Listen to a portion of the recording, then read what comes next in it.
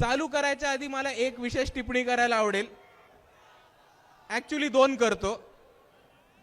सर्वात पहिले मागच्या 3-4 महिन्यापूर्वी इकडे एक भाजपचा मेळावा झाला होता आणि त्याच्यात देवेंद्र फडणवीस जी असं म्हणाले होते की ती सभा बहुतेक अकोल्याची रेकॉर्ड ब्रेक सभा होती. कोणीतरी देवेंद्र फडणवीसांना जाऊन फक्त आपल्या धम्म मेळाव्याबद्दल सांगा एकदा.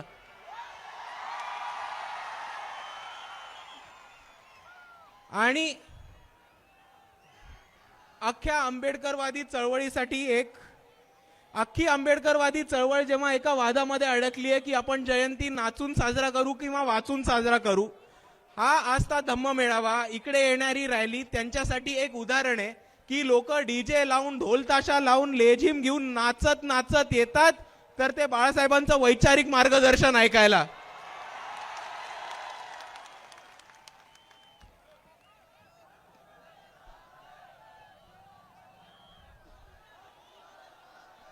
आज आपण सर्वांनी एक परिस्थिती समजून घेऊयात आणि एका गोष्टीकडे लक्ष टाकूयात की आपण सर्व डॉक्टर बाबासाहेब आंबेडकरांनी दिलेल्या मार्गावरती चालत आलोत. त्या मार्गावरती चालून आपली प्रगती झाली आहे आणि आपण इथपर्यंत पोहोचलोय. आपण आपली चळवळ पुढे नेली आहे. आज मित्रांनो आपण एक गोष्ट जाणून घेऊयात की या देशामध्ये असं कोणतंही क्षेत्र नाहीये जिकडे आपण मागे राहतोय. तर प्रत्येक क्षेत्रामध्ये, ते विज्ञान असो, ते अर्थशास्त्र असो, ते राजकारण असो, ते क्रीडा असो, ते मीडिया असो, ते सिनेमा असो, आपण कोणत्याही क्षेत्रामध्ये मागे नाही पडलोय. तर इकडच्या प्रस्थापितांच्या पायावर पाय ठेवून त्यांच्या डोळ्यात डोळे टाकून त्यांचा सामना करतोय.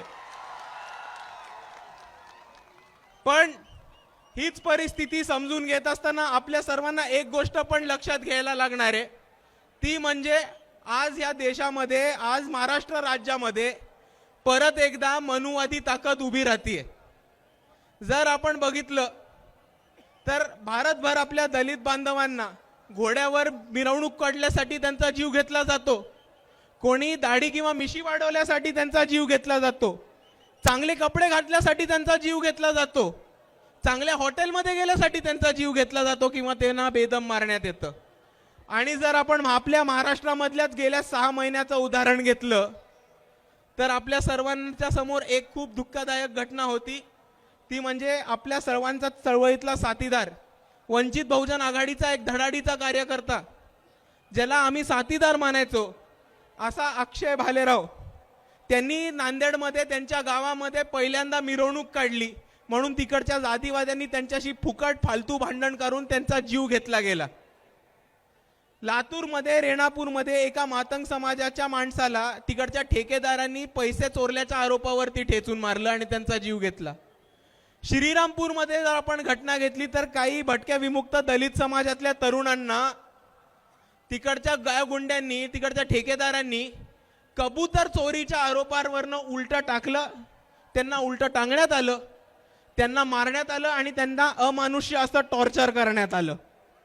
आणि हा प्रसंग घडतोय कारण फक्त आणि फक्त आज भाजप आणि इकडचा समाज RSS संघ हा सत्तेत आलाय. आणि दुसऱ्या बाजूला आपण एक समजून घेऊयात की इकडचं जे पोलीस प्रशासन आहे, इकडची जी कायदा व्यवस्था आहे, यांना त्यांनी डावळायचा सुरुवात केलाय आणि इकडची कायदा व्यवस्था आज त्यांनी खिशात टाकली आहे म्हणून यांना कोणी जाब विचारणार नाहीये. मणिपूरची घटना आपल्या सर्वांना माहिती असेल. 3 महिने हा राज्य जळत राहिला, बातमी सुद्धा आली नाही. आणि जेव्हा त्याचे दृश्य, त्याच्या घटना आपल्या सर्वांसमोर आल्या तेव्हा माणुसकीला काळीमा फासणारी अशी एक घटना आपल्या सर्वांसमोर उघडी झाली. आणि हा राज्य 3 महिने जळत राहिला फक्त आणि फक्त कारण मोदी आणि अमित शहाचं ते षडयंत्र होतं. आणि मित्रांनो, माझ्या साथीदारांनो, जर आपल्याला ह्याच्या विरुद्ध काही करायचं लागणार आहे, जर आपल्याला ह्याच्या विरुद्ध एक आवाज उचलायचा असणार आहे तर आपल्या सर्वांना एकत्र येऊन लढायला लागणार आहे. कारण हे माझं ठाम म्हणणं आहे आणि मी ठामपणे मानतो की जर इकडच्या संघाला, इकडच्या भाजपला, इकडच्या धारकऱ्यांना, इकडच्या मनुवाद्यांना, इकडच्या नागपूरच्या अर्ध्या चड्डीवाल्यांना जर कोणी हरवू शकतं, जर त्यांचा कोणी पराभव करू शकतं, जर त्यांना कोणी उचलून खाली आपटू शकतं तर तो फक्त आणि फक्त इकडची आंबेडकरवादी विचारधारा आहे, एवढं मी ठामपणे मानतो. पण मित्रांनो, आज ह्यांचा पॅटर्न बदललाय, आज ह्यांचा जरा गेम प्लॅन बदललाय. हे ह्या लोकांची आपल्याला बघून, मी सरळ सरळ सांगतो, ह्या लोकांची आपल्याला बघून सरळ सरळ फाटते. म्हणून ह्यांनी काय केलंय, ह्यांनी आता नकली आंबेडकरवादी त्यांच्या पेरोलवरती ठेवलेत आणि त्यांना सगळीकडे पाठवायला प्रयत्न केलाय. आणि जर आपण सतर्क नाही राहिलो तर हेच नकली आंबेडकरवादी आरएसएसचे, भाजपचे, हिंदुत्ववाद्यांचे पैसे घेऊन आपल्या बुद्ध विहारामध्ये शिरतील, आपल्या वस्तीमध्ये शिरतील, आपल्या समाज मंदिरांमध्ये शिरतील आणि वेगवेगळा अपप्रचार करायला सुरुवात करतील. आणि तसेच नकली आंबेडकरवादी काही आपल्या शहरामध्ये आलेले आणि त्या शहरामध्ये येऊन एक गोष्ट म्हटलेले की आपण राजकारणाकडे जरा असं पडूया नको, आपण राजकारणाकडे दुर्लक्ष करूया, आपण आपली नोकरी आणि शिक्षण ह्याच्यावरतीच विश्वास ठेवूया आणि ह्याचंच काम करूया. अरे ह्या साल्यांना मला एक गोष्ट सांगायची आहे,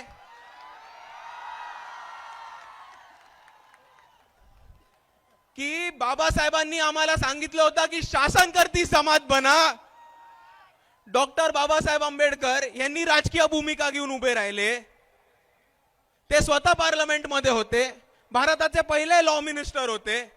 या भारत देशामध्ये एक नाही तर 3 labour party of India, schedule caste front आणि रिपब्लिकन पार्टी ऑफ इंडिया असे 3 महत्वाचे पक्ष या बाबासाहेब आंबेडकरांनी आपल्याला या देशामध्ये दिले होते.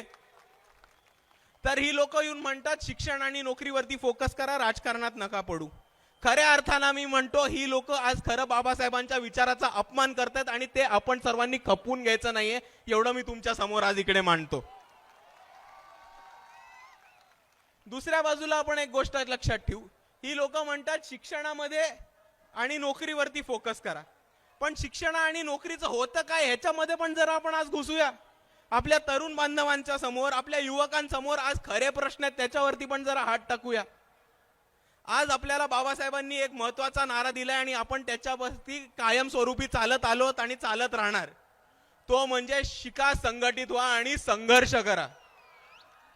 पण हे इकडचे मनुवादी आरएसएस वाले घाबरतात आपल्याला. यांना आपली प्रगती होऊ नाही द्यायची, यांना आपला विकास नाही होऊ द्यायचा. म्हणून यांनी काय पद्धत सुरू केली आहे, यांनी नवीन एक पद्धत सुरू केली आहे की त्यांनी आपल्या अंगणवाड्यांच्या शाळा बंद पाडायला सुरुवात केली आहे.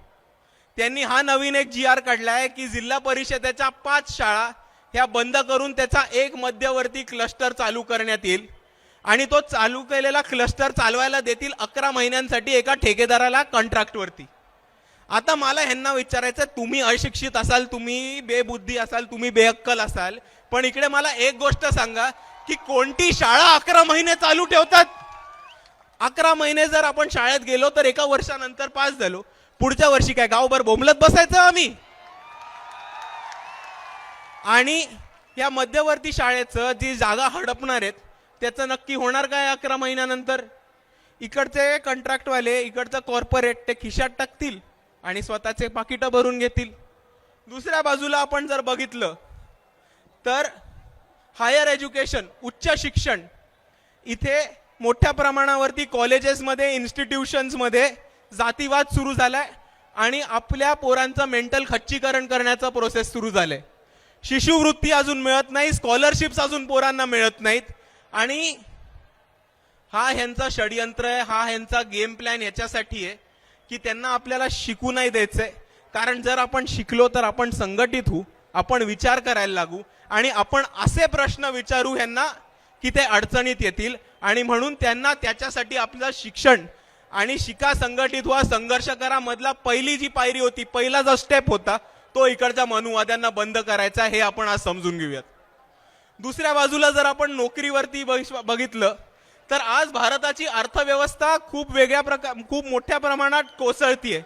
इकडची अर्थव्यवस्था डळमळ केली आहे या मोदी आणि शहाच्या अर्थशास्त्राच्या डिपार्टमेंटनी आणि फायनान्स मिनिस्टरांनी. आज शिक्षित बेरोजगारांचं प्रमाण खूप मोठ्या प्रमाणात वाढलंय. आपली पोरं शिक्षण घेतात, उच्च शिक्षण घेतात, पण बाहेर जाऊन आज त्यांना नोकऱ्या मिळत नाहीत अशी पद्धत आहे. दुसऱ्या बाजूला इकडे आपल्याला सरकारी नोकऱ्या मिळत होत्या, शासकीय नोकऱ्या मिळत होत्या, पण इकडच्या सरकारी नोकऱ्या आणि शासकीय नोकऱ्या स्पर्धा परीक्षा बंद करून त्यांनी कंत्राटी पद्धतीने भरती सुरू केली आहे परत. आणि ह्या भाजपवाल्यांना मला एक प्रश्न विचारायचा आहे, पण त्याआधी इकडे जमलेल्या सगळ्या लोकांना मला विचारायचं आहे की कंत्राटी भरती नक्की कशासाठी करतायत ते सांगू शकेल कोणी? एक मुद्दा बरोबर आहे, हे ते दोन गोष्टींसाठी करतात. सर्वात पहिले ते आरक्षण डावलायसाठी, आरक्षण बंद करण्यासाठी. कारण आपण जर कॉन्ट्रॅक्ट देतो तर कॉन्ट्रॅक्टवरती SC ST VJNT DNT असे कॅटेगरी मिळतात आपल्याला? नाही मिळत. ते कॉन्ट्रॅक्ट देणार कोणाला आहेत? इकडच्या खासदाराच्या नातवाला, इकडच्या आमदाराच्या पोऱ्याला, अजित पवारांच्या सगळ्या सालगड्यांना आणि स्वतःचे आर्थिक हितसंबंध वाचवणाऱ्या सगळ्या लोकांना.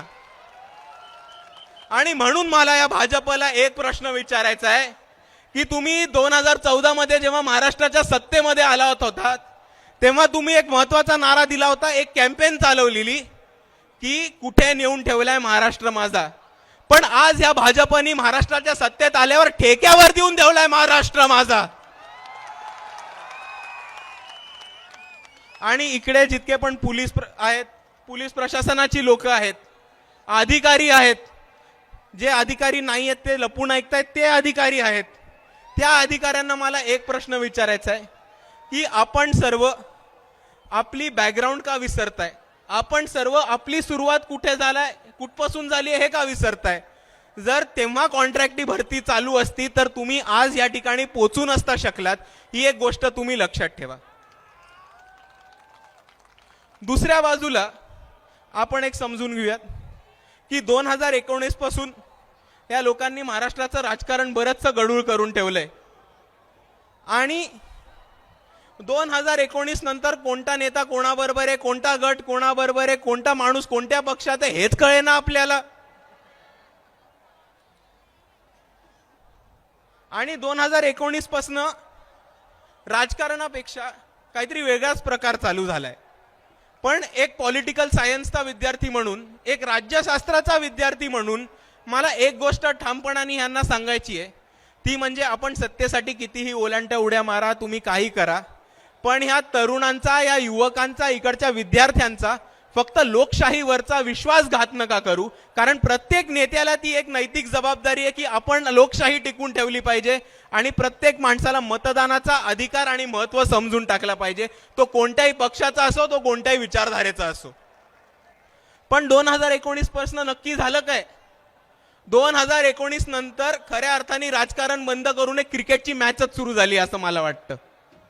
कारण 2019 मध्ये जेव्हा इकडची महाविकास आघाडी सत्तेत आली तेव्हा माननीय शरद पवारजींनी एक वक्तव्य केलं होतं की माझ्या गुगलीवरती हे सगळे आउट झाले.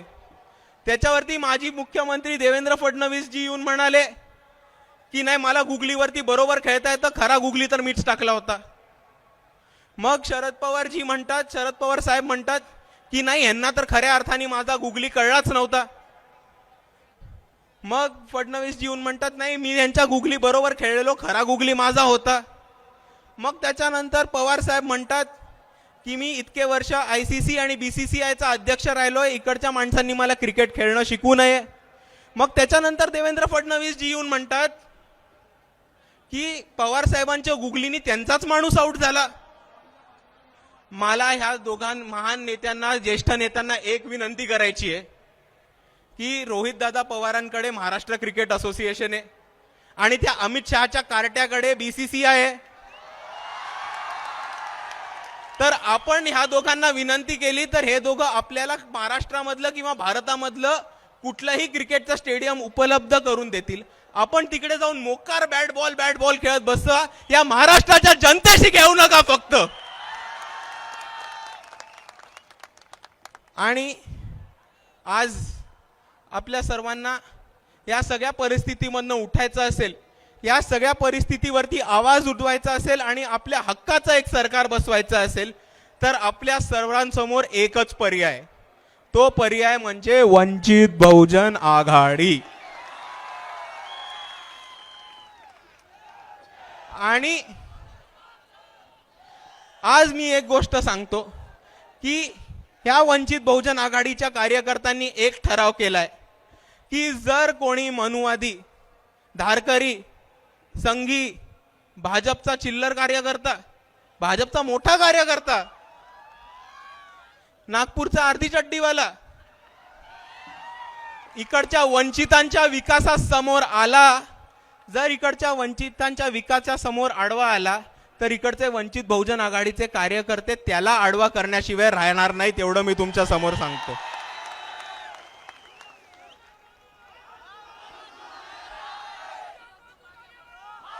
आणि पुढच्या वेळेस जेव्हा हे RSS वाले किंवा त्यांनी पाठवलेले जेव्हा नकली आंबेडकरवादी परत घुसखोरी करतील, आपल्याकडे येतील, अपप्रचार करायचा प्रयत्न करतील, तेव्हा ठामपणाने मी तुम्हाला सांगतो, साल्यांना ठोकून काढा. आणि जर त्यांनी परत याची हिम्मत केली तर त्यांचा करेक्ट कार्यक्रम मी स्वतः येऊन वाजवतो, एवढं तुम्हाला सांगणार आहे.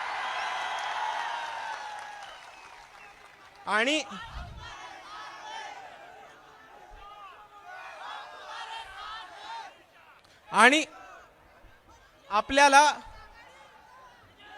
आपल्या समोर समस्या अनेक आहेत, आपल्या समोर शत्रू अनेक आहेत, आपल्या समोर दुश्मन पण अनेक आहेत.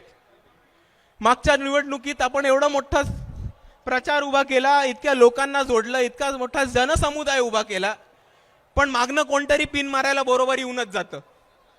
मागच्या वेळेस लोकांनी येऊन काय अपप्रचार केला की वंचित बहुजन आघाडी बी टीम आहे. ऐकलं असेल, आपण ऐकलंय की नाही? तर ह्या लोकांना मला दोन प्रश्न विचारायचे आहेत की नक्की असं काय केलंय आम्ही की तुम्ही आम्हाला कोणाची तरी बी टीम म्हणून राहिलात? तुमच्याकडे पुरावा आहे का हे सांगा.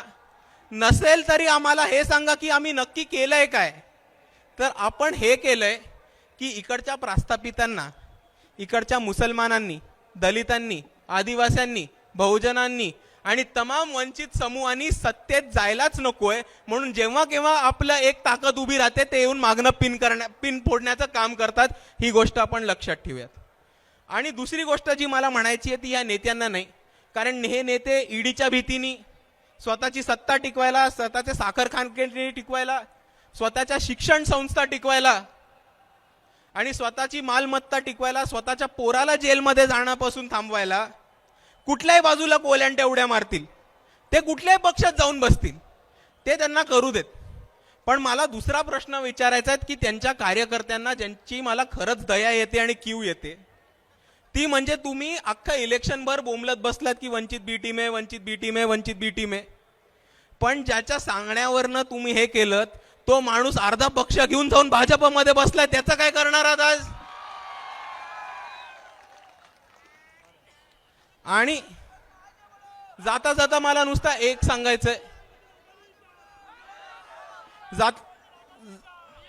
जाता जाता मला नुसती एक गोष्ट मांडायची आपल्या समोर की आज भाजप विरुद्ध वेगवेगळ्या ताकदी उभ्या राहत आहेत, वेगवेगळे फ्रंट उभे राहत आहेत आणि ते चांगली गोष्ट आहे, ते व्हायलाच पाहिजे. कोणीतरी भाजपला हरवून त्यांचा माज उतरवणं अतिशय गरजेचं आहे.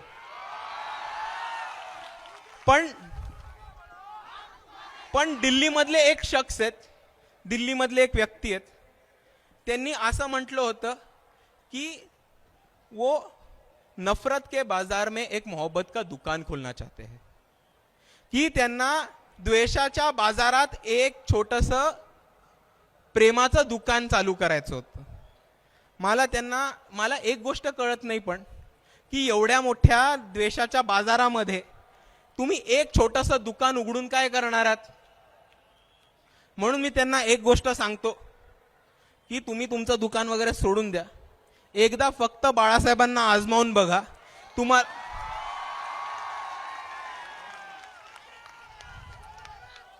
एकदा फक्त बाळासाहेबांना तुम्ही आजमावून बघा, दुकान बिकान सोडा, भाजपचा अख्खा बाजार उठू. एवढं म्हणून मी माझे दोन शब्द थांबवतो. जय भीम, जय भारत, नमो बुद्धाय. एबीपी माझा, उघडा डोळे बघा नीट.